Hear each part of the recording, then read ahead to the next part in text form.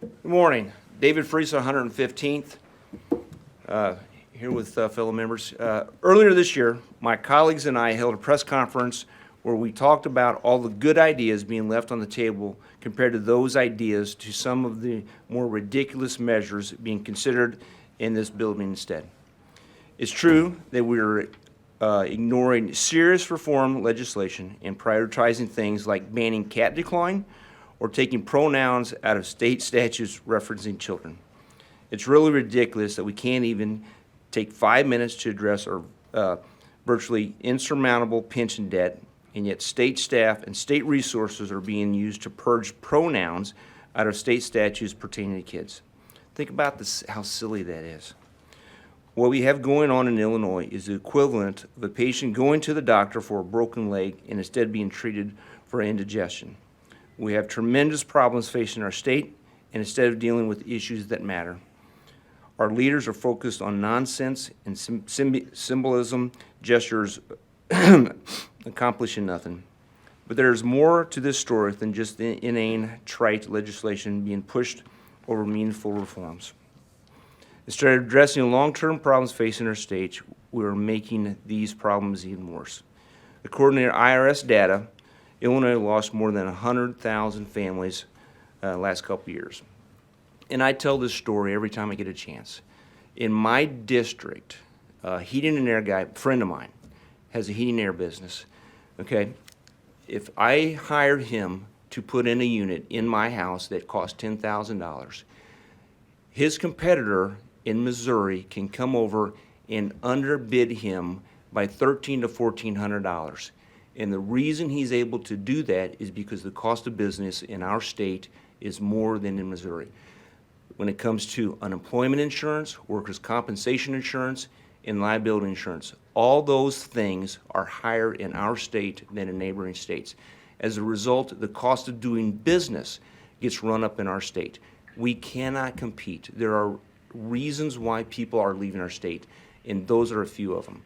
And I don't care if it's a heating and air business or if you're making widgets inside, interior in this state. The cost of doing business is higher here, and we have got to get things under control if we're going to compete on a national basis. Thanks.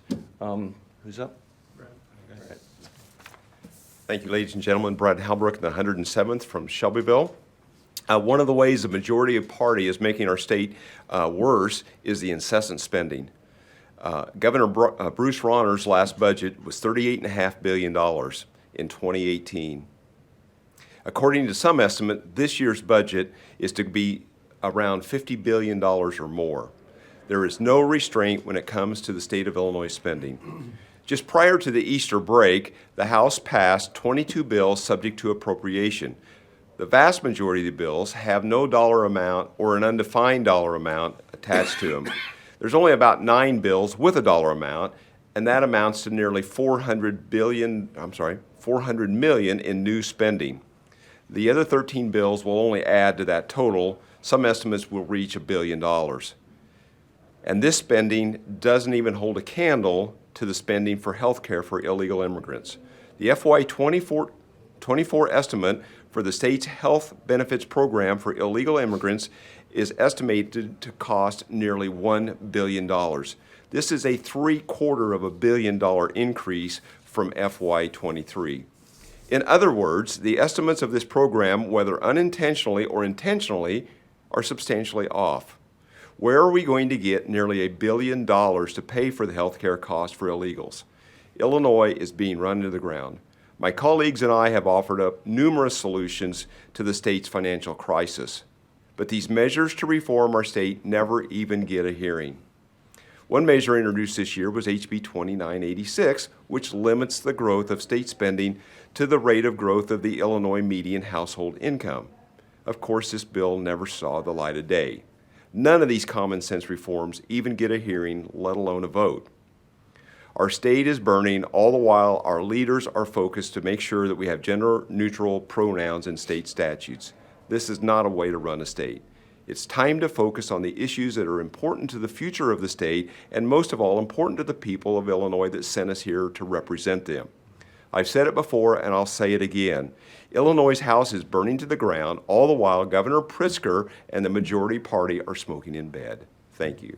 And with that, Representative Calkins. Thank you, Brad. My name's Dan Calkins. I represent the 88th House District out of Decatur.